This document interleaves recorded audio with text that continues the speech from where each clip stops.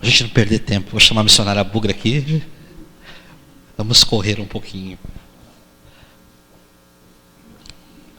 Pastor, vamos orar?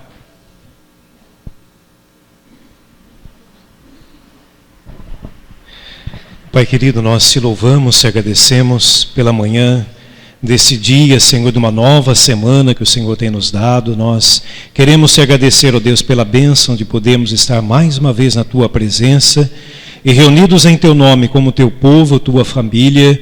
Estamos aqui, Senhor, reconhecidos o quanto realmente precisamos, Senhor, de ti, e queremos te agradecer de todo o nosso coração, porque até aqui o Senhor tem nos ajudado, tem nos sustentado e tem, Senhor, nos abençoado com toda sorte de bênçãos, ó Deus, em Cristo Jesus. E queremos te agradecer pela bênção, Senhor, de um modo muito especial, de termos, ó Deus, nesse final de semana, essa oportunidade de estarmos reunidos, ó Deus, para pensarmos, repensarmos, refletirmos, ó Deus, sobre a missão da igreja. E agradecidos a Ti de um modo muito especial pela vida, Senhor, da nossa irmã Nídia, Senhora Bugra, que o Senhor trouxe lá de Florianópolis, ó Deus, para estar conosco, ó Deus, para compartilhar a Tua palavra, Senhor, edificar os nossos corações. Nós queremos te agradecer pela vida dela, pela vida do seu esposo, da sua família, e queremos, ó Deus, também agradecer pela vida da sua companheira, Senhor, também missionária, Senhor, a Marielle, que está aqui conosco também. Nós queremos te agradecer, ó Deus, por essas vidas, e pedimos, ó Deus, que o Senhor venha falar o nosso coração no decorrer desse dia, que tudo que nós ouvirmos, ó Deus, possa penetrar o nosso íntimo, tal qual aquela boa semente caindo em boa terra, produzindo, Senhor, muitos frutos para a Tua glória e para o Teu louvor. Muito obrigado, Senhor, por esta oportunidade. Fala ao nosso coração. Nós te agradecemos no nome de Jesus. Amém, Senhor.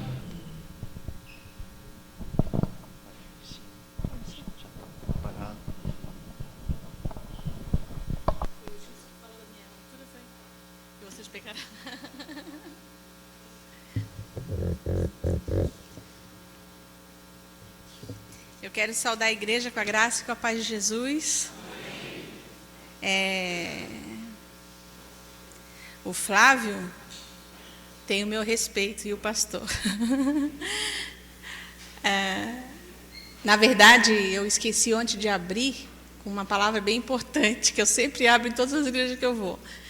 Eu queria que todos os nossos preconceitos ficassem lá fora hoje.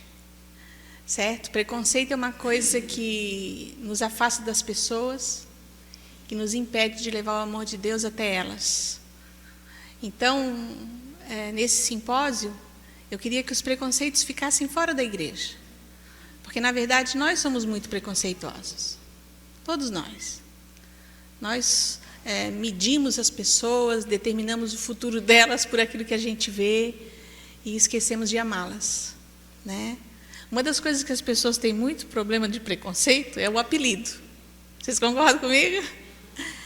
Eu queria deixar vocês bem à vontade com relação ao meu apelido. Quando eu nasci, 20 dias depois que eu nasci, o meu avô índio ficou muito mal. Ficou para morrer. E a minha mãe morava em Florianópolis e meu avô no Rio Grande do Sul. Aí para o meu avô não morrer antes de me conhecer, ela pegou um aviãozinho daquele, tomara que eu chegue lá, né?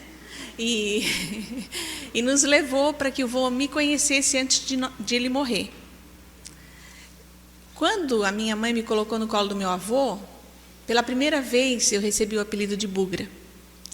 Ela disse: olha, pai, que bugrinha linda Deus nos trouxe. E o meu avô olhou para mim e arribou. Ficou bom. Viveu mais 10 anos. A mãe disse que naquele dia, de alguma forma, Deus estava falando com ela. Deus estava dizendo para ela que eu estava nascendo para levar vida para as pessoas. Foi um apelido que eu recebi no momento de muita ternura da minha família. Não foi para dizer que eu era mais importante que os outros filhos, nem menos importante que os outros filhos, mas que eu era tão importante quanto os outros filhos. Tá? Por isso, fique bem à vontade. Esse apelido é uma coisa assim que Deus deu para mim, que tem sido ponte entre eu e as pessoas, tem me aproximado das pessoas. Provavelmente um dependente químico não procuraria Nídia, Mas a bugra, ele não tem nenhum problema para procurar. No hospital é muito gozado. Às vezes o paciente não me conhece, e quando eu chego, eles acham assim que eu sou uma usuária de droga, né? Então, eles já pedem um bagulho. Aí o paciente do lado que me conhece, já dizia, quebrou a cara. Né? Então, tem sido uma forma de Deus aproximar o evangelho dessa gente, dessas pessoas com quem nós trabalhamos. Então, por hoje, e eu espero que por muito tempo os preconceitos fiquem fora dessa igreja. Amém? Eu queria que vocês abrissem a Bíblia em Hebreus 12, 8. Hebreus 11, 8. Livro de Hebreus 11, 8. Eu estava numa conferência missionária e uma criança falou para a mãe dela depois que eu preguei: mãe, a bugra lê só um versículo, mas ela fala. Vamos lá, Hebreus 11, 8. Foi pela fé que Abraão, ao ser chamado por Deus, obedeceu e saiu para uma terra que Deus lhe prometeu dar. Ele deixou o seu próprio país sem saber para onde ia. Foi pela fé que Abraão, ao ser chamado por Deus, obedeceu e saiu para uma terra que Deus lhe prometeu dar. Ele deixou o seu próprio país sem saber para onde ia. Aquelas pessoas que me ouviram ontem à noite, e as pessoas que me conhecem, sabem que, geralmente, quando eu vou pregar, ou vou testemunhar, eu falo de coisas bem do meu campo missionário e da minha família. Eu não falo nada de algo distante de mim, de algo que eu não tenha presenciado ou que eu não tenha visto e visto. Então, hoje nós vamos decorrer a vida de Abraão, porque Abraão ele é meio maluco também, né? Ele saiu pela fé e foi para um lugar que Deus lhe prometeu dar, ele não sabia para onde é que ia, mas ele arrumou todo o povo dele, certo? Não tinha lanchonete, não tinha parada para lanche, era muito sol na cabeça, muito frio de noite, mas ele foi. Já que Deus prometeu, ele pegou tudo que ele tinha e foi embora pela fé. Então, nós vamos pensar um pouquinho nessa fé de Abraão. E como boa presbiteriana, independente, eu separei em 3 pontos, para a gente pensar na nossa fé junto, eu com vocês. Primeiro ponto que eu queria decorrer com vocês.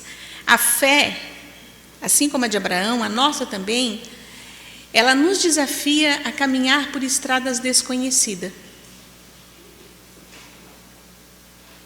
Muitas vezes, quando o missionário sai, ele não sabe o que vai encontrar, o que ele vai ver, e ele tem que ir, certo? Abraão fez isso, ele foi para um lugar que ele não sabia onde ele ia dar, mas ele confiou em Deus, e pela fé ele tomou atitude. Vamos lá? A fé nos desafia a caminhar por estradas desconhecidas. Vocês?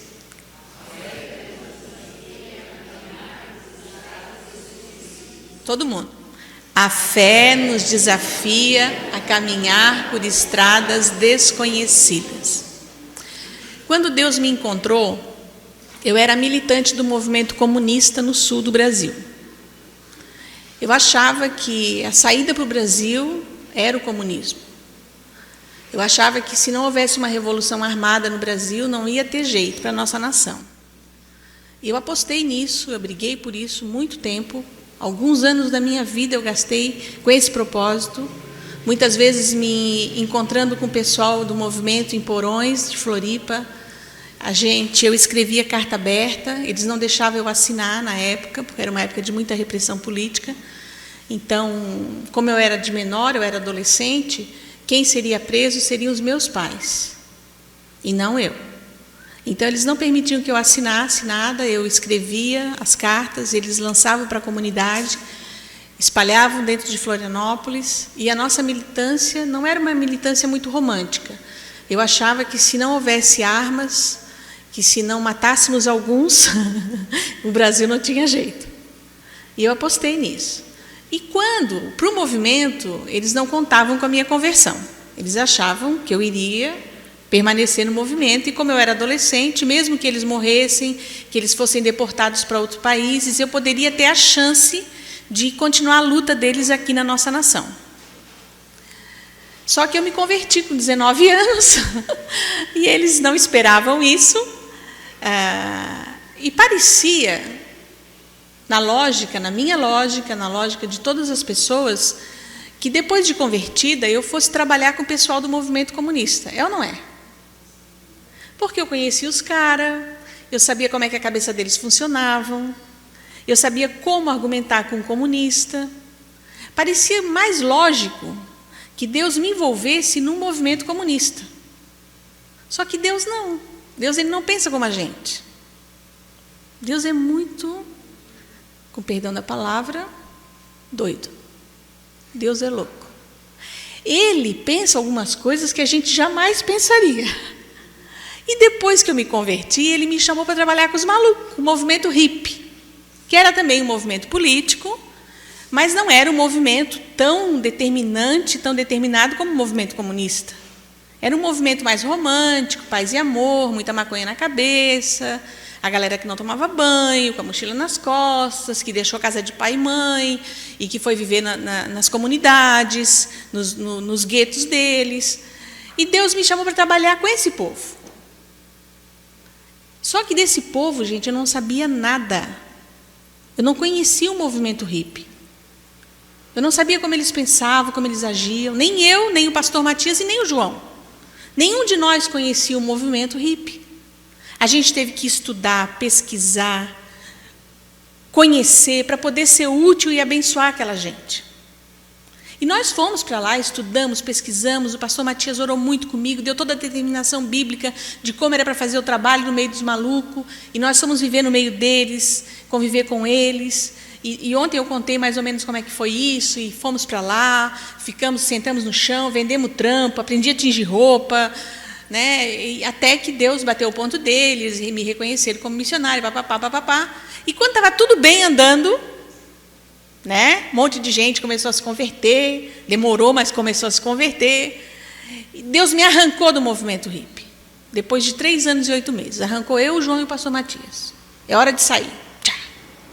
Arrancou a gente do movimento hippie e deu 2 filhos para nós, para mim e para o João, a Tamara e o Josué. De guri pequeno, gente, eu não sabia nada. Nada. O que eu fiz? Peguei todas as senhoras mais velhas da minha igreja, quase matei as mulheres. Não, teu filho deu certo, ele canta lá no louvor, tu tem que me ensinar o que tu fez. Porque eu não quero perder o meu filho para Jesus. Meu filho tem que ser crente, tem que ser fiel. Comecei a ler tudo que era livro sobre educação, livro da Como Educar Filhos Felizes e Obedientes, da Bárbara Koch, Disciplina é um Ato de Amor, Como Dar Certo como Pai e Mãe. Começamos a estudar, eu e o João, porque nós não queríamos perder a Tamara e o Josué para Jesus, certo? A Tamara e o Josué, com 3 anos e meio, se converteram, passaram a adorar a Deus, a louvar o Senhor. Aí, quando eles fizeram 7 anos, eu fui pregar na Igreja Batista. Era o primeiro ano que os meus filhos estavam um período livres. Eu estava livre um período porque eles estavam numa escola pública lá de Floripa. Então eu fui pregar na Igreja Batista, falei para 80 moços na minha frente e eu fiz um exercício com eles. E o exercício deu que eles não sabiam o cheiro do povo. Eu disse, olha gente, se a gente não sabe o cheiro do nosso povo, a gente não pode ajudar o nosso povo. E a gente só conhece o cheiro do povo se a gente estiver perto do povo. Vocês concordam comigo? Porque cheiro a gente não vê pela televisão, cheiro a gente não sente pelo jornal, só estando perto. E eu desafiei aquela moçada e senti o cheiro do povo. E eles foram, moço vai, né? Moço vai, cara. Eles foram, depois de 3 dias, ligaram para mim e disseram, Bugro, o povo fede. O povo cheira mal, cara. E eu e o João, pela primeira vez, depois de 7 anos, estavam com tempo livre, disse, não, vamos conversar. Sentamos. E eles queriam atirar para tudo quanto era lado. Eles queriam trabalhar com morador de rua, prostituta, homossexual, dependente químico, mendigo, tudo. Eles queriam atirar para tudo quanto era lado. Eu falei assim, não, gente, calma, vamos orar. Vamos ver o que Deus quer da gente. Vamos colocar o nosso joelhinho no chão e vamos buscar de Deus o que Ele quer de nós. E nasceu o Projeto Siloé, que vocês conheceram ontem através do clipe. Parecia que o Projeto Siloé não era grandes novidades para mim e para o João. Afinal de contas, a gente canalizou o nosso ministério para trabalhar com dependentes químicos e alcoolistas e moradores de rua. Então, dependente químico a gente já conhecia por causa da Praça 15 de Novembro. A maioria era usuário de droga, então a gente sabia como falar com os caras, a gente conhecia a mãe, a gíria que eles usavam, a gente sabia como é que eles argumentavam, a gente sabia como levar um moço daquele até a presença de Cristo. Não eram grandes novidades. Só que, em 91, no finalzinho da década de 80, de 90, apareceu o HIV/AIDS. E de AIDS eu não sabia nada. Nem eu, nem o João, nem o pessoal do Projeto Siloé. Aí tivemos que ir para o Emílio Ribas, em São Paulo, para aprender como falar de Jesus para um moço de 19 anos que recebeu o resultado do HIV/AIDS. É positivo. O cara vai morrer. Quais os cuidados que a gente tinha que ter com a gente, com ele? Como falar para um moço desse, para um adolescente de 14, 15 anos? Como falar para uma mulher que foi infectada pelo marido porque o atraiu? E nós fomos para lá. Tudo que era curso, tudo que é curso que o Estado dá, a gente faz. Porque a AIDS está sempre apresentando coisa nova, droga está sempre apresentando coisa nova, é ou não é? A gente tem que estar sempre aprendendo. Se a gente quer ser útil, a gente tem que estar sempre aprendendo. Eu pensei, meu Deus, por que Deus faz isso com a gente? Por que Deus está sempre apresentando estradas desconhecidas para a gente? Por quê, gente? Eu sei por quê. Porque Deus, Ele não trabalha com o soberbo. Deus, Ele não usa aquele que acha que já sabe tudo.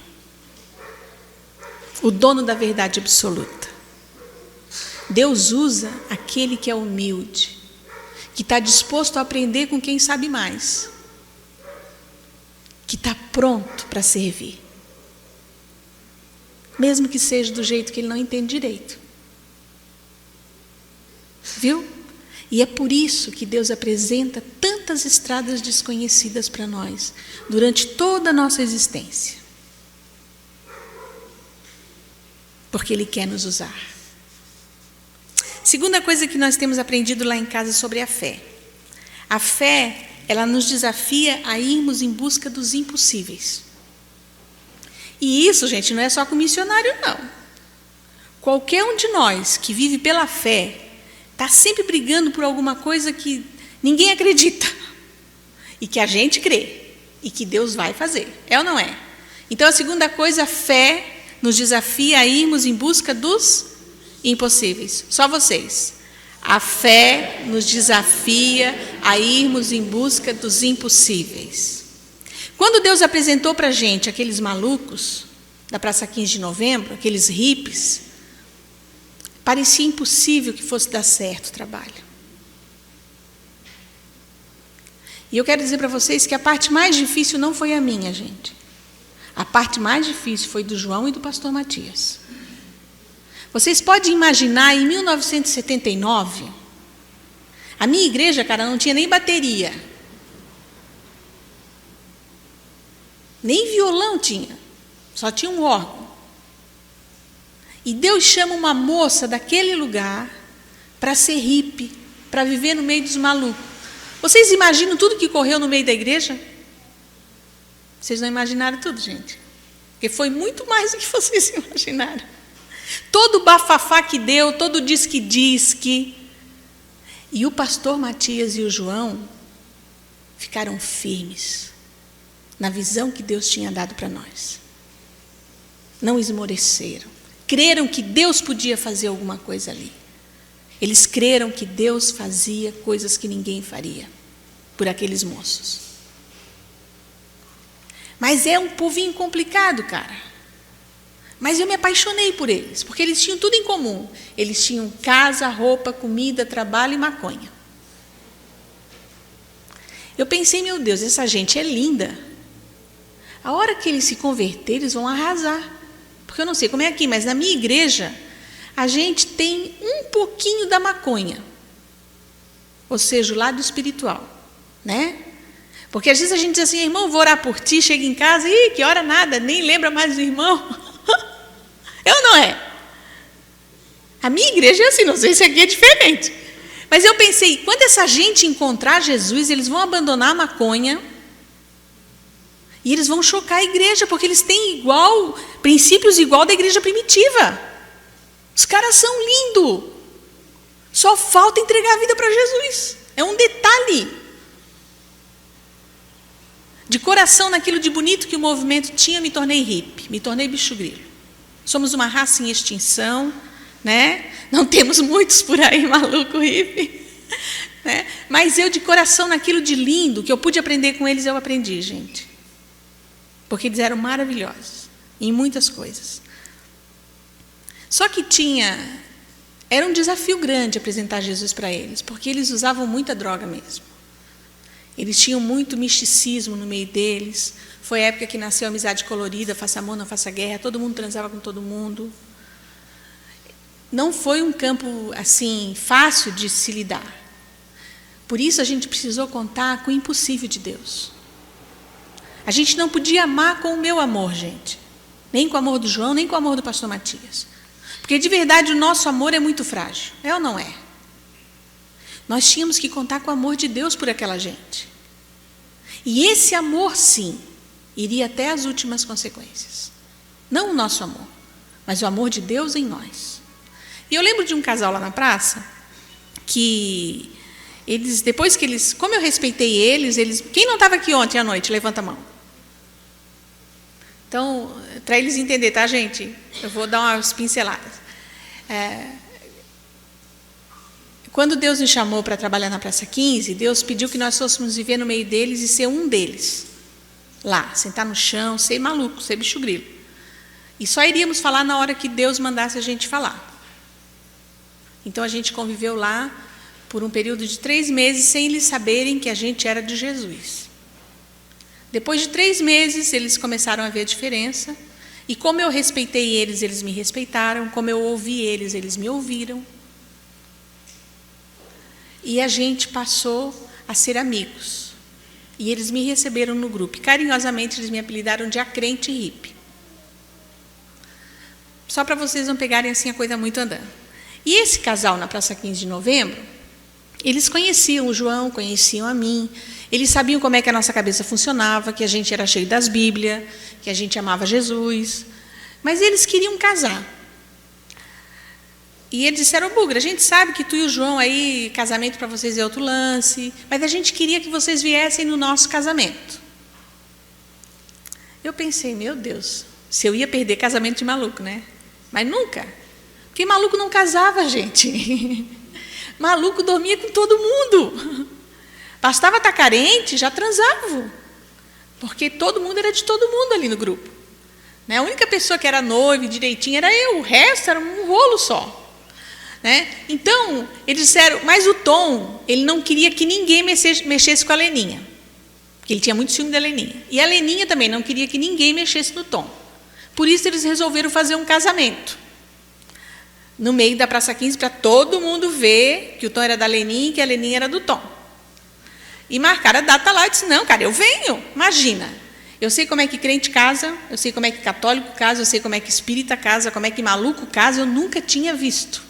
Eu não ia perder esse casamento, mas por nada. Comprei um noivo redondinho, botei aqueles noivos caretinhos em cima para gozar dos caras, porque ninguém casava. Né? Levei lá no dia da festa. No dia da festa do casamento deles, a Leninha estava com um vestido indiano branco que ela mesma tinha feito, flores no cabelo, tomou banho naquele dia, porque maluco não toma banho mesmo. Né? Estava linda. O Tom também fez tranças no cabelo, estava com aquelas calças de neon gênio, sabe, branquinha, com uma túnica branca, tomou banho também. Né? Eles fecharam os dois numa rodinha, o Tom pegou uma navalha, cortou o dedo dela, ela pegou uma navalha, cortou o dedo dele. Nessa época a gente não sabia nada de AIDS, juntaram o sangue e foi todo o casamento. Eu disse, olha, cara, casamento de crente é mais massa, bicho. O pastor fala umas coisas bonitas lá na frente, a mulherada toda viaja, os caras ficam apavorados porque vão ter que casar logo. Né? Tem beijinho. Aqui não tem nada disso, já começa doendo, cara. Isso é piração. Isso já começa um machucando o outro. Tudo bem. 10 meses depois desse casamento, nasceu um moleque. Nasceu o Rudinei. Uma criança linda. Só que o Rudinei, ele nasceu com um probleminha cardíaco. E os médicos disseram que ele viveria no máximo até 5 anos de idade. Era todo o prazo que os médicos davam para aquele moleque. E o Tom, de todos na Praça 15, ele era o que tinha mais grana. Porque ele trazia cocaína da Bolívia para vender em Floripa. Então, de todos nós, ele sempre tinha dinheiro. Porque cocaína sempre foi mais caro que maconha. Então, se ele soubesse que tinha um médico bom aqui em São Paulo, ele trazia o Rudinei, gente. Se ele soubesse que tinha um médico bom em Belo Horizonte, ele não queria nem saber. Ele levava o filho dele para Belo Horizonte. Em Curitiba, ele rasgou o Brasil. Porque a coisa mais preciosa que ele tinha era o Rudinei. De todo custo, eles queriam salvar a vida daquele menino.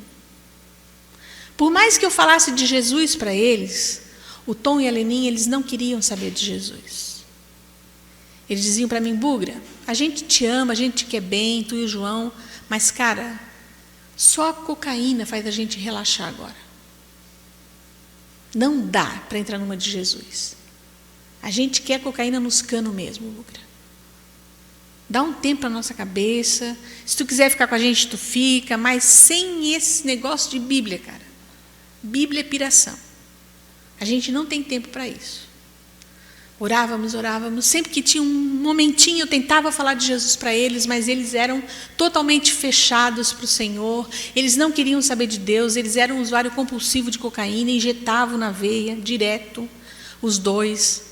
Ficavam que nem uns doidos alucinados. Muitas vezes eu cuidei do Rudinei para eles irem pegar exame em laboratório. Quando eles voltavam, os exames estavam todos ruins, eles usavam mais um monte de droga para fugir do problema. E não tinha jeito de eu falar do amor de Cristo para eles, porque eles não queriam saber de Jesus. Casei com o João, estávamos na minha casa, o Tom foi lá em casa e disse, Bugra, nós precisamos de vocês. A Leninha precisa de ti. Eu disse, foi que houve? O Rudinei morreu. Peguei meu saco, a minha bolsa e saí correndo ao encontro dela, junto com ele. Fechei a casa e fui-me embora. Quando eu cheguei perto da a Leninha estava agarrada com um caixãozinho nos braços. Olhou para mim e disse, Bugra, o Rudinei foi com o teu Deus ou foi com o meu Deus? Eu disse, Leninha, o Rudinei foi com o meu Deus.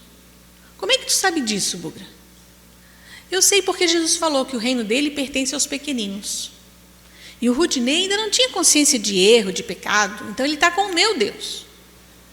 Eu lembro que naquele dia a Leninha suspirou profundamente e disse, que bom, Bugra, porque eu não sei quem é o meu Deus. O Tom, mais do que depressa, disse, Bugra, tu pode fazer o ato fúnebre para nós lá no cemitério? Eu, nessa época, gente, eu não era missionária, assim, reconhecida pela igreja. Eu não era nada. Nada mesmo. Eu era um zero à esquerda. Eu disse, Tom, deixa eu tentar falar com o meu pastor. Eu não sabia o que a Constituição da nossa igreja falava sobre isso. Eu não sabia se eu podia fazer ato fúnebre. Eu sabia que quem fazia ato fúnebre era pastor, era padre, era líder religioso. Eu não sabia se eu podia fazer aquele negócio. Liguei para o pastor Matias, o telefone do pastor estava ocupado. Mais tarde eu fiquei sabendo, ele estava marcando uma reunião com o conselho da igreja, com a liderança. Tentei ligar para o João no DINFRA, no DR na época, só que no prédio do DR, onde o João trabalhava, quando não tinha luz, o telefone não funcionava. E naquele dia não tinha luz no prédio. Então eu não conseguia falar com o João. Tentei falar com a Sônia, com a minha irmã, o telefone da Sônia estava com defeito. E o Tom ficou muito indignado, pegou o meu telefone da minha mão, botou no orelhão e disse, Bugra, é pecado tu fazer ato fúnebre? Eu disse, não, cara, não é questão de ser pecado. É que, assim como tu, eu também queria alguém comigo lá no cemitério. Está doendo um monte para enterrar o Rudinei. O Rudinei faz parte da minha vida. Não faz parte só da vida de vocês. E ele disse, tudo bem, Bugra. Só vai para o cemitério com a gente. Se tu não quiser falar nada, não precisa falar. Tu sempre esteve com a gente. Nem que seja só para a gente chorar junto. Eu disse, não, cara, tá limpo. Fomos para o cemitério. Quando o caixãozinho caiu no buraco, a única passagem da Bíblia que eu lembrei para dizer para eles naquela hora foi aquele texto que Jesus falou para os discípulos dele, que se eles não se fizessem como uma criança, de modo nenhum eles entrariam no reino dos céus. E eu falei esse texto naquela hora que o caixãozinho caiu no buraco. E eu terminei de falar, a Leninha começou a berrar, gente, naquele cemitério, berrar. E ela dizia, por que foi que Deus não me levou? Por que foi que Deus levou o meu menino, o meu piá, o meu moleque? Ele não tem nada a ver com essa sujeira toda. Por que ele? Por que não eu? Eu não presto mesmo, por que não eu? E berrou alto aqui, ele berrava. Gente, naquela hora, eu confesso para vocês que eu não sabia o que fazer. Eu não fiquei escandalizada com os gritos dela. Mesmo não tendo filhos nessa época ainda, eu imaginei se a minha irmã perdesse o meu sobrinho. Provavelmente, mesmo sendo crente, mesmo tendo Jesus, a Sônia iria querer berrar também, de dor. Eu pensei, meu Deus, o que eu posso fazer é abraçar essa mãe. E me aproximei da Leninha para abraçar ela, para chorar junto com ela. Era a única coisa que eu entendi que eu podia fazer naquela hora. Só que antes de eu chegar, o Tom chegou, pegou ela pelos braços e disse, Leninha, tu ouviu o que a Bugra falou para nós? E a Leninha disse, não, Tom. Tu ouviu o que a Bugrinha tem falado para a gente esses anos todos que ela vive no nosso meio? E a Leninha disse, não, Tom, o que foi que a Bugra falou? E ele disse, Leninha, não é o Rudinei que está morto. Cara, o Rudinei está vivo. O Rudinei está com Deus. Eu e tu, cara, é que estamos mortos. Leninha, eu não tenho 30 anos. E estou cansado. A minha vida é uma baixaria. É um horror. Leninha, eu não quero mais ser morto. Eu quero vida, cara. Eu quero a esperança de ver o meu filho um dia. Porque ele está com Deus. E ele olhou para aquele céu enorme. E ele disse, cara, Senhor Jesus, de verdade eu não te mereço. Eu viciei um monte de gente para ter grana. Acabei com a minha família. Acabei com a minha saúde. Estraguei a vida de muitas famílias. Estou perdendo o único bem maior que eu tenho, que é o meu filho. O único filho.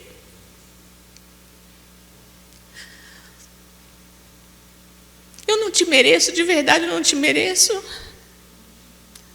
Eu sou uma porcaria, vira e mexe, eu estou caindo no chão com convulsão por falta de droga.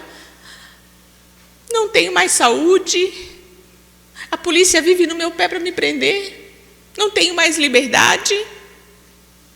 Mas se tu tiver afim de mim, de verdade, eu preciso de ti. A Leninha também olhou para aquele céu enorme e disse, cara, Senhor Jesus, se ele perdeu tudo isso, eu perdi muito mais. Porque eu sou mulher, eu me prostituí, eu vendi meu corpo barato por uma carreira de cocaína. Perdi tudo, dignidade, dinheiro, saúde. Acho que nem tenho mais sangue dentro de mim, só deve ter pó branco dentro de mim. E agora, Deus, eu estou perdendo alguém que saiu de dentro da minha barriga. Meu único filho. Se ele não te merece, eu te mereço muito menos. Mas de verdade, Deus, eu também não quero mais ser morta. Se tu tiver afim de mim, eu preciso de ti. Naquela hora, gente, assim como eles olharam para aquele céu enorme, eu também olhei para aquele céu enorme. A vontade que eu tive, gente, foi pegar Deus e dar um abraço, destralar a costela em Deus. Um beijo no queixo de Deus. Eu disse, não existe nenhum Deus igual ao nosso, viu, gente? Não existe. Eu disse, Deus, que rolo que tu fez aqui, Pai. Os caras estão enterrando o filhinho deles, Senhor. E estão nascendo de novo. Os caras estão brotando de um deserto. Deus, o que é isso, Deus? Só tu pode fazer isso, Senhor. Uma desgraça virar bênção. Nosso Deus é muito lindo. Muito lindo. Não existe nenhum Deus tão criativo, tão poderoso, tão fantástico como o nosso Deus. Não existe, gente. Saímos daquele cemitério em 3 filhos de Deus. Deixamos um enterrado, que já estava com o Senhor. E eu lembro que a gente saiu e foi para a minha casa. Nessa época eu não tinha sofá em casa, só tinha umas almofadas assim no chão. E a Leninha se jogou na almofada. E o Tom olhou para ela e disse, Leninha, cara, não vai dar mais para a gente transar. Nós vamos ter que casar legal. E não é, Bugra? Assim, é, cara. É, cara, o Espírito habita na... É que o cara habita na gente, né, Bugra? Assim, é. O Espírito Santo habita em vocês agora, bicho. A Leninha olhou para ele, tu pensou que ia ter? Vai ter que pedir a minha mãe em casamento, cara. Nós vamos ter que casar legal. Bonitinho. Bugra, será que eu posso casar de véu e grinalda, branco e tudo? Eu disse, claro, bicho, eu não pensei que maluco sonhava com isso. Mas pode, mas Bugra, eu tive um filho, e daí? As coisas velhas já passaram, Deus fez tudo novo. Se o pastor não quiser te casar porque tu teve um filho, vai para outra igreja. Porque esse pastor não entendeu nada da graça de Deus. Procura outra igreja. E o Tom olhou para mim e disse, Bugra, a gente vai ter que se entregar para a polícia. Aí eu apavorei, eu disse, calma, gente, calma, vamos, senta bem, está bem descansado? Não é assim, não é assim se entregar para a polícia. Ele assim, é sim, Bugra. Cada vez que tu pisa na bola, Bugra, com alguém na Praça 15 de Novembro, tu vai lá pedir perdão, restitui o que tu fez, tu dá um jeito de arrumar, tu nunca deixou passar nada de erro teu.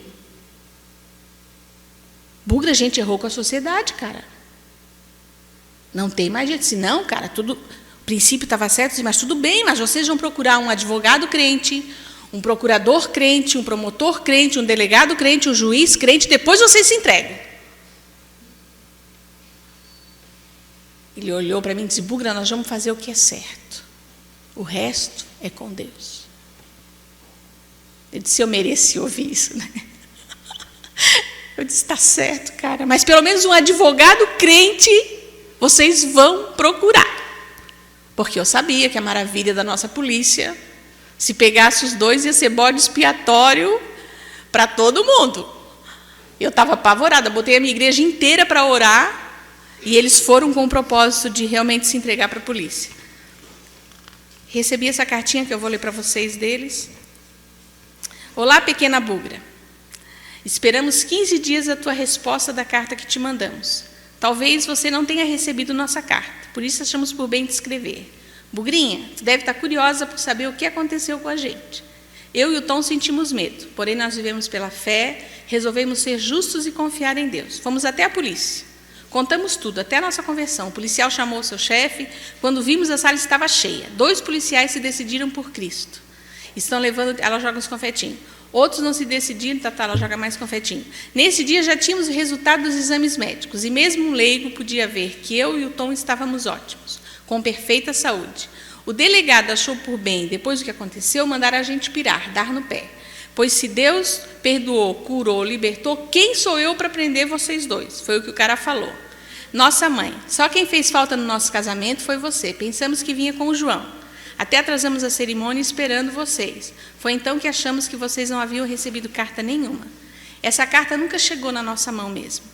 Acho que o pessoal da praça não viria nunca no nosso casamento. Os policiais da cidade estavam em peso. Foi um barato. Casei de branco, tom de terno e tudo. Foi um tremendo barato. Casamos no Brasil.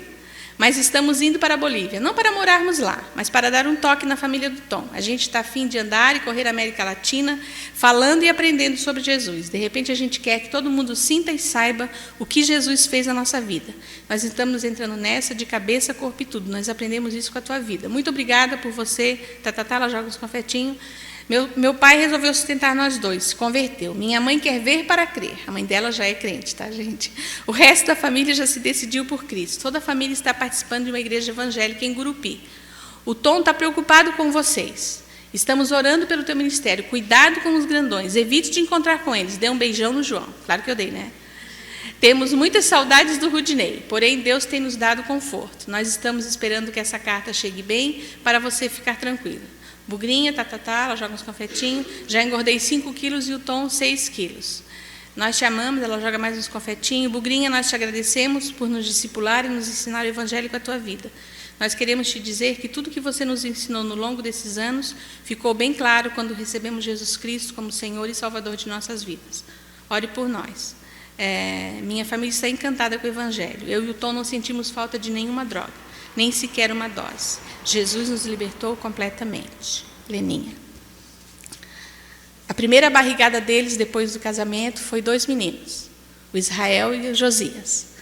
A segunda barrigada foi a Rebeca. Né? Eles ficaram um bom período na Argentina, e depois Deus chamou eles para irem para uma nação muçulmana, o nosso grupo que estava na Argentina, sob a liderança do Tom. Então, o Tom voltou a estudar, tirou engenharia, uma outra moça fez medicina do nosso grupo, e eles foram para uma nação muçulmana, servir a Cristo nessa nação, o Tom e a Leninha. Provavelmente eles não voltarão dessa nação, porque eles foram para lá viver o evangelho até as últimas consequências. Eles não têm esperança de voltar, não querem voltar, eles querem viver nessa nação e levar o amor de Jesus para esse povo. Estão precisando de muita oração.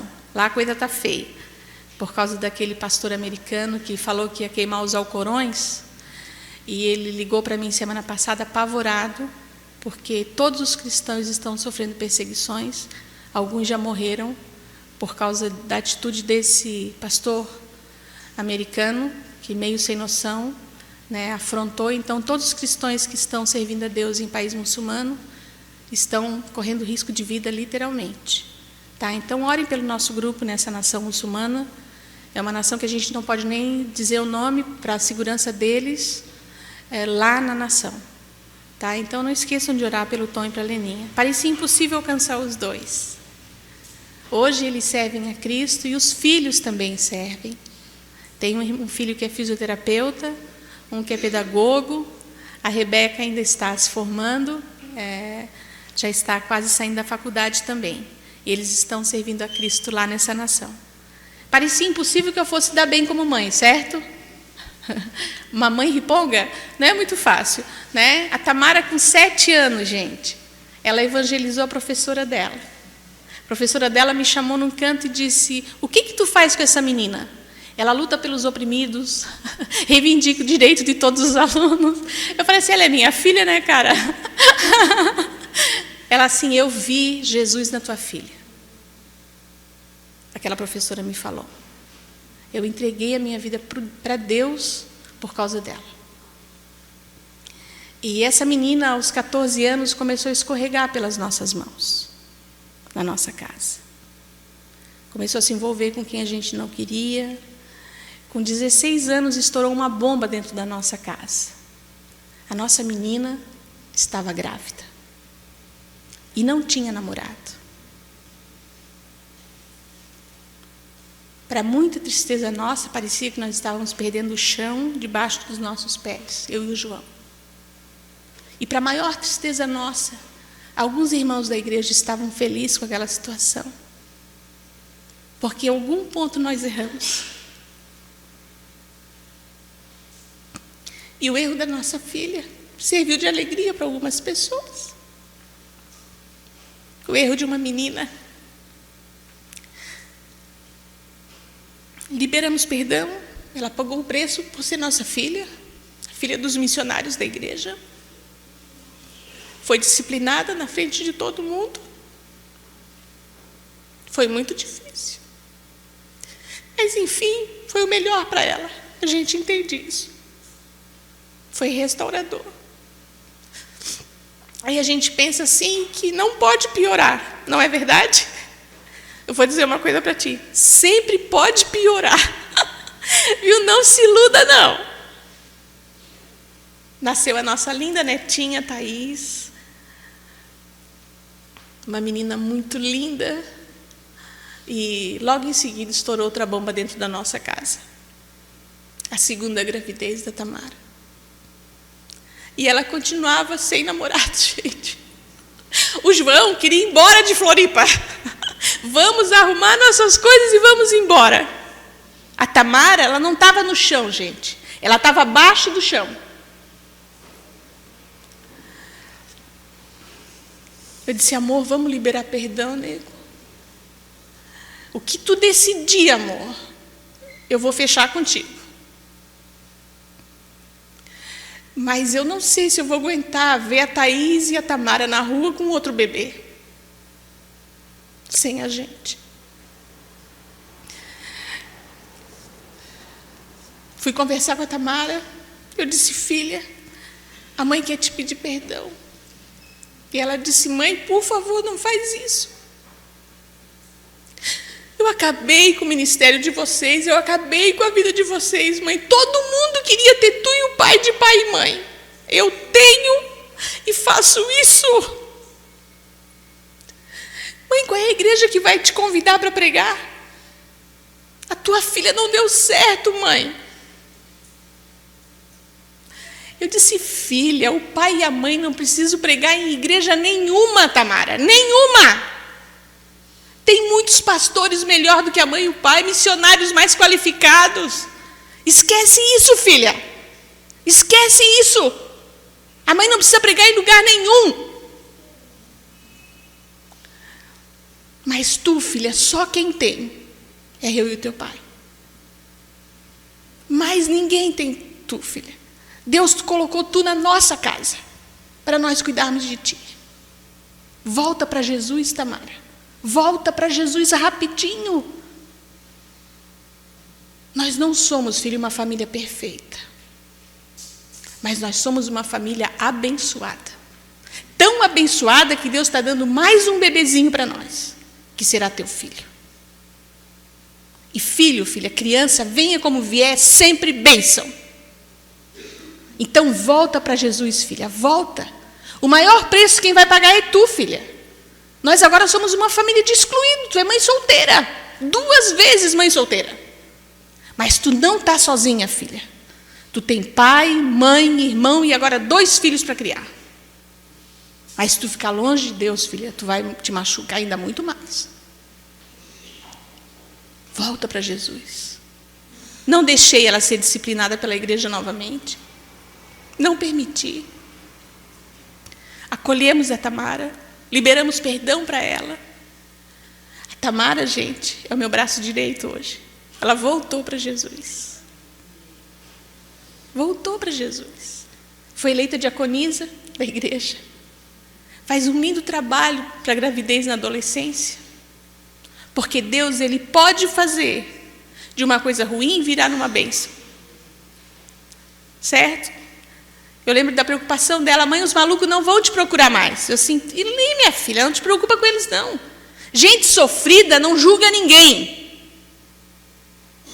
Só julga o arrogante. Gente que precisa de ajuda, acolhe o outro. Quem sabe agora é a hora de a mãe chorar no ombro deles. Não tem problema não. Os excluídos são gente muito boa. São gente que não estão aí apontando o dedo para ninguém não, filha. Mas te prepara, porque tu vai pagar um preço bem alto por causa disso. Minha filha se formou mês passado em serviço social. É uma serva de Deus, voltou para Cristo, está criando os filhos, na graça do Senhor. Os 2 são servos de Deus, a Thaís e o Jonatas. Tem as fotos deles, né? Depois vocês podem ver os netos, são lindos de morrer. Parecia impossível que o nosso trabalho fosse se fortalecer em Floripa. Certo? Projeto Siloé. A pessoa que tinha um pouquinho melhor de recurso era o João, porque era funcionário público, então não tinha lá tantos recursos assim. Mas todo mundo moço.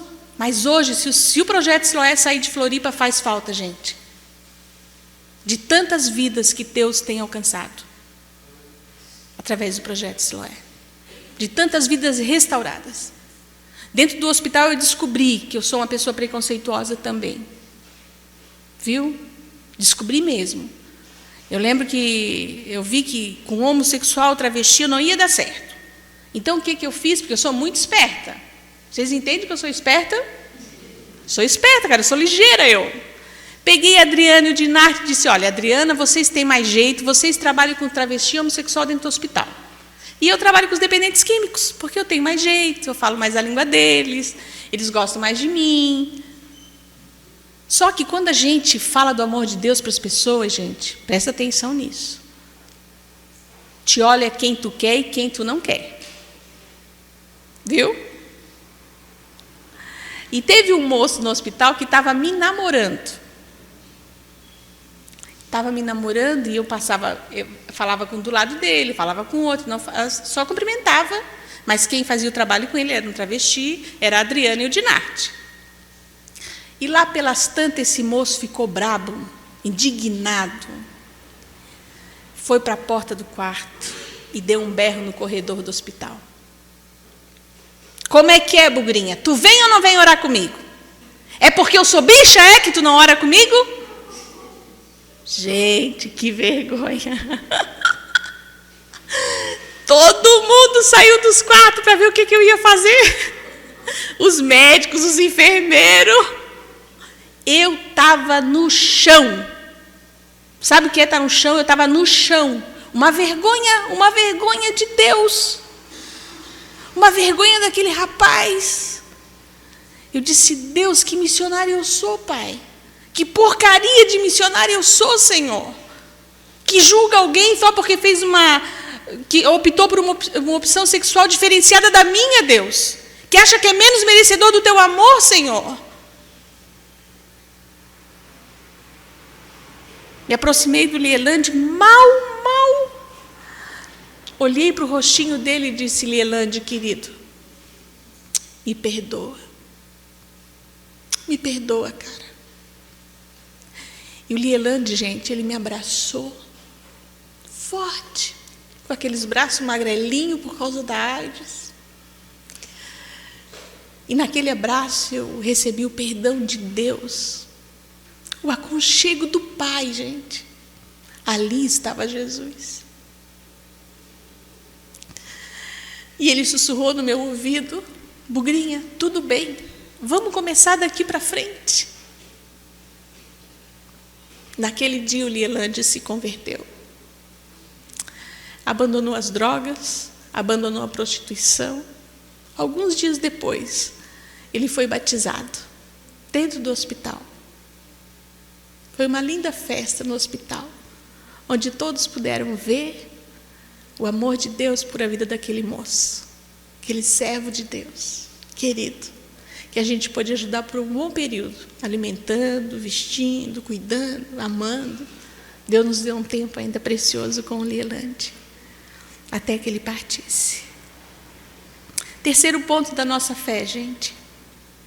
A fé nos desafia a enfrentar o presente com vista no futuro. Certo? Vamos lá? A fé nos desafia a vermos o presente com vista no futuro. O pessoal da Praça 15 de Novembro, os bicho grilo, as pessoas passavam pela Praça 15, hoje eles não estão mais lá. A prefeitura tirou eles da Praça 15. Mas na época as pessoas passavam por lá, viam pessoas relaxadas. Olha só a visão de Deus, gente. Deus via pessoas sinceras. As pessoas olhavam e viam pessoas preguiçosas. Deus olhou para elas e viu artistas. As pessoas olharam para elas, nós olhamos para elas e vimos rebeldes. Deus olhou para elas e viu idealistas. Nós olhamos para aqueles moços de mochila nas costas e olhávamos e chamávamos de andarilho. Deus olhou para eles e viu missionários. Nós olhávamos para eles e víamos vagabundos. Deus olhou para eles e viu pessoas desprendidas. E por isso, essa gente foi alcançada pelo Senhor. Por isso, 35 moços se converteram na Praça 15. Por isso, nós temos 28 missionários no campo. E missionários de ponta, gente. Não é qualquer missionário, não. Missionário que sempre me surpreendem quando ligam para mim. Para vocês terem uma ideia, se eu não me engano, foi em 88 ou 86. Teve um furacão na Nicarágua, que se chamou Furacão 98, acho. Furacão Rubian. Passou no Jornal Nacional, que morreram muitos pessoal da Nicarágua. Não sei se vocês lembram disso. E na Nicarágua é igual o povo nosso daqui. O pessoal é avisado para sair, mas não sai. Fica lá no grupo de risco, né? Então, na última hora, a polícia da Nicarágua recorreu a algumas pessoas que estavam onde ia passar o furacão. E no final, a polícia disse, não, agora não dá mais para ir, tem só 10% de chance de conseguir, o meteorologista falou, então a gente não vai mais socorrer esse povo, deixa lá. Daí a mãe e o pai de um moço que estava lá, na área de risco, disse, mas, por favor, o meu filho está lá, ele vai morrer. O outro veio, a minha mulher está lá, vocês têm que ir lá. E, nessa época, o nosso líder estava mal, e a Rogéria e o Carlão disseram, deixa a gente lá, o Macuco, deixa a gente lá a tirar o povo lá da área de risco com a nossa Kombi. Tem 10% de chance para tentar, a gente vai tentar, cara. Aí o Macuco disse, então vão. E eles foram. Segundo o nosso médico na Nicarágua, a fúria do furacão foi tão forte em cima da Kombi deles, que eles não sentiram nada. Foi uma morte instantânea, tamanha violência que o furacão pegou o carro dos dois, as duas Kombis. Foi para o ferro velho a Kombi. E o policial que estava junto com o povo que tinha sido socorrido, pegou o Macuco e disse, quem são vocês? Que tipo de gente é vocês? Que não são da Nicarágua e que se dispõem a ir morrer por o povo da Nicarágua, que nem merecia vocês. Eu mandei uma mulher lá, deixei uma mulher ir. Eu acho que naquela hora o Macuco devia estar acabado. Mas não era hora de chorar a morte. Era hora de falar da vida. E ele falou, esse amor não vem de nós. Esse amor vem de Deus. E falou de Jesus para aquele policial e para aquelas pessoas que estavam ali. Aquele policial se converteu. Aquelas pessoas que estavam todas ali tomaram decisão por Jesus. O pessoal que estava na área de risco entrou num porão, o furacão passou por cima, não pegou nenhum, graças a Deus. E todos se converteram, quando souberam da atitude desses dois missionários. Porque esse Deus vale a pena.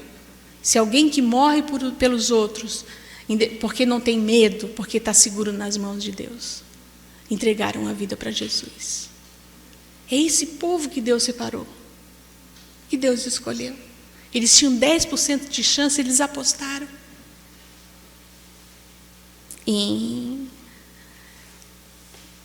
Há 4 anos atrás, Deus achou por bem levar o João,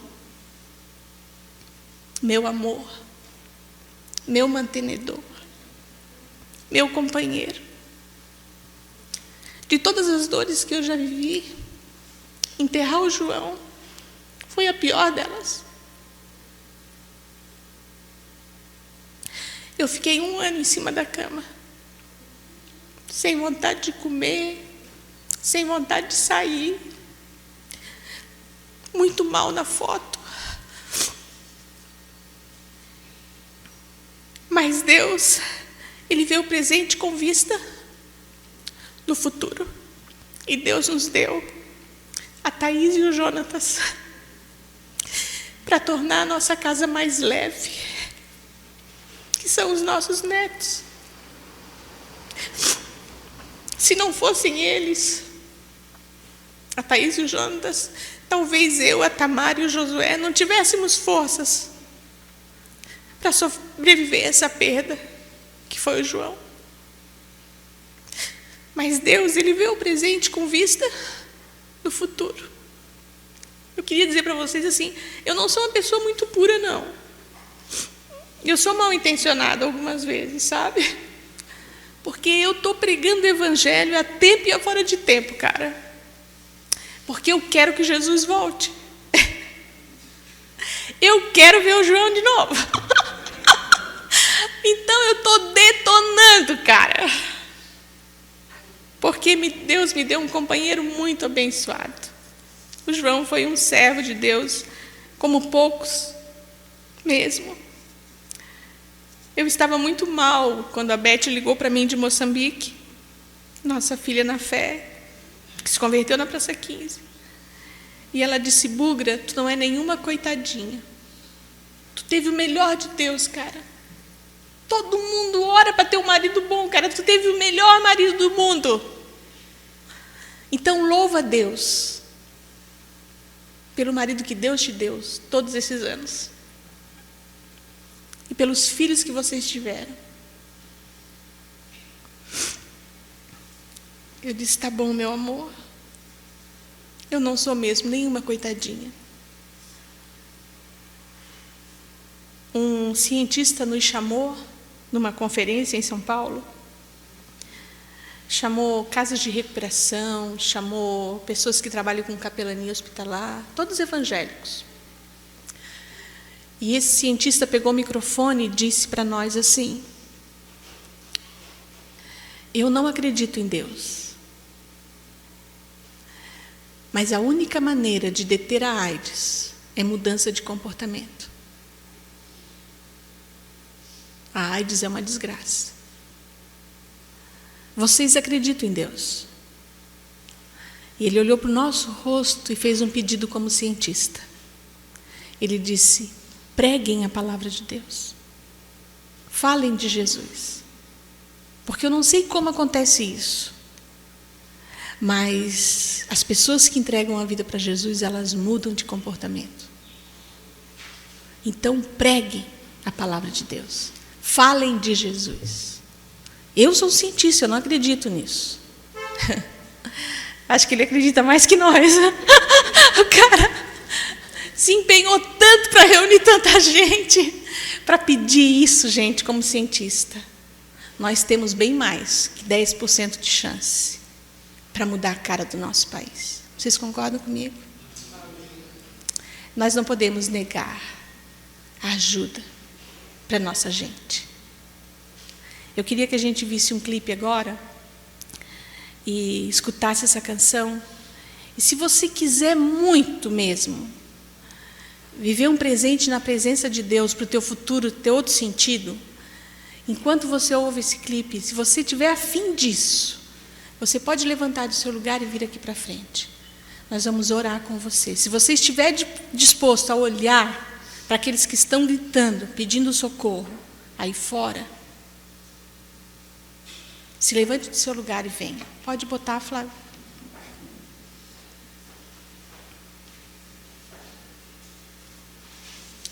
Tem muitas pessoas precisando de ajuda, gritando por socorro.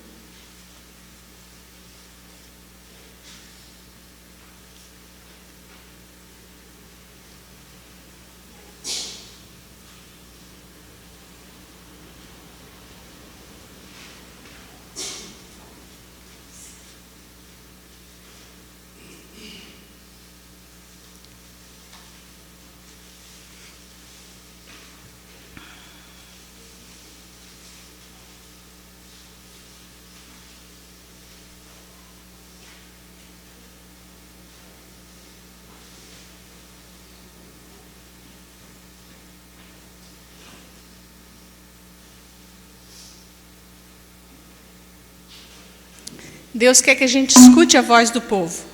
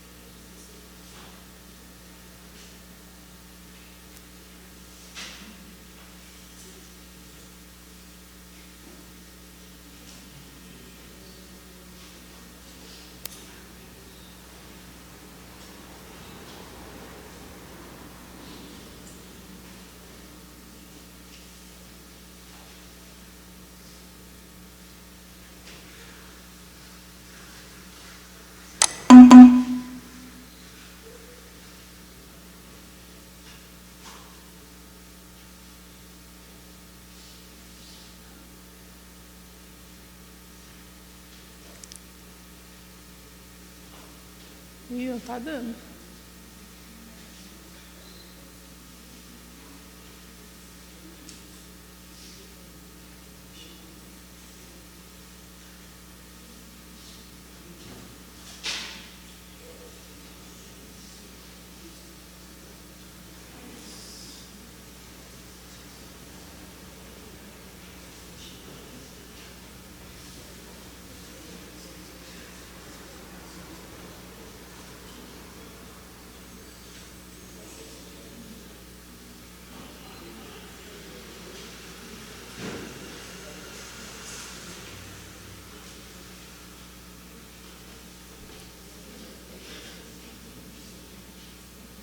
Não tá dando, mano? Não tá?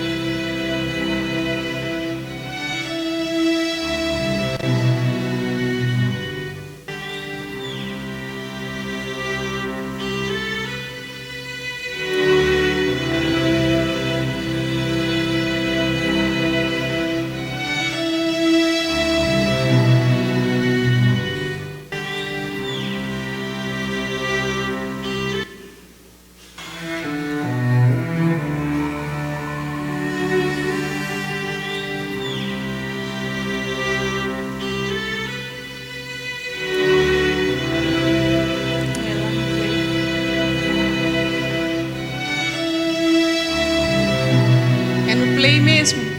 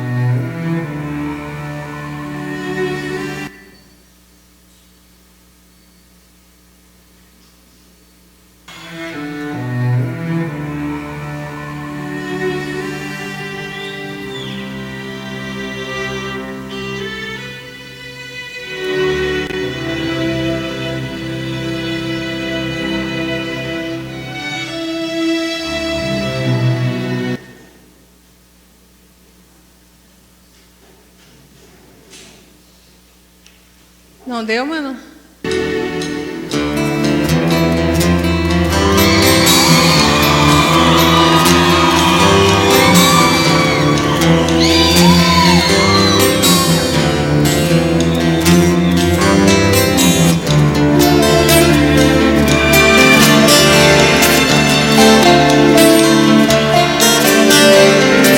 Tantas coisas pra pensar, tantas coisas pra lembrar, algumas coisas pra sorrir, muitas outras pra chorar. Quem vai ouvir a minha voz?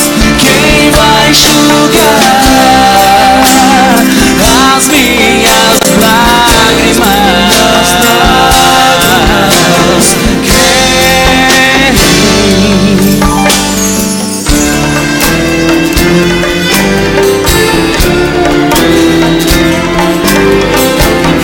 Tantas coisas pra vencer, tantas coisas pra esquecer. Não há força pra lutar,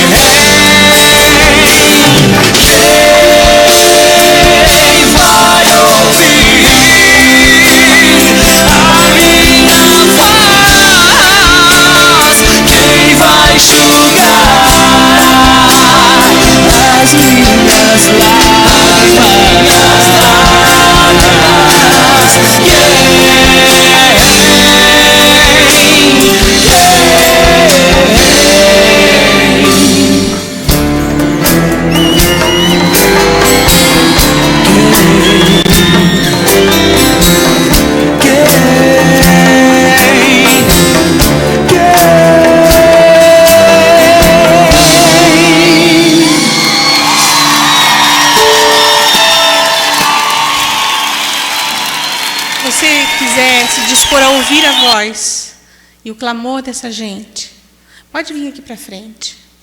De verdade, Deus está chorando.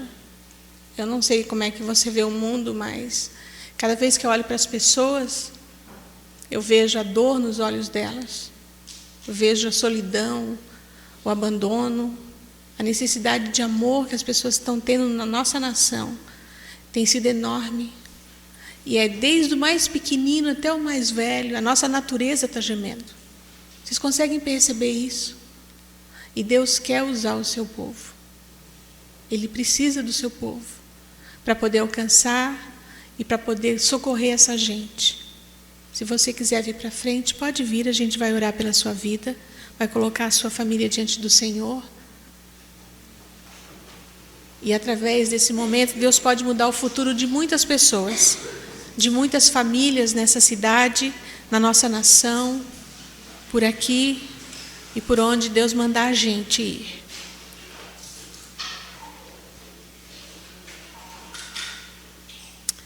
Deus querido, nós queremos te louvar, Pai, porque Tu és um Deus, Senhor, que levanta a gente.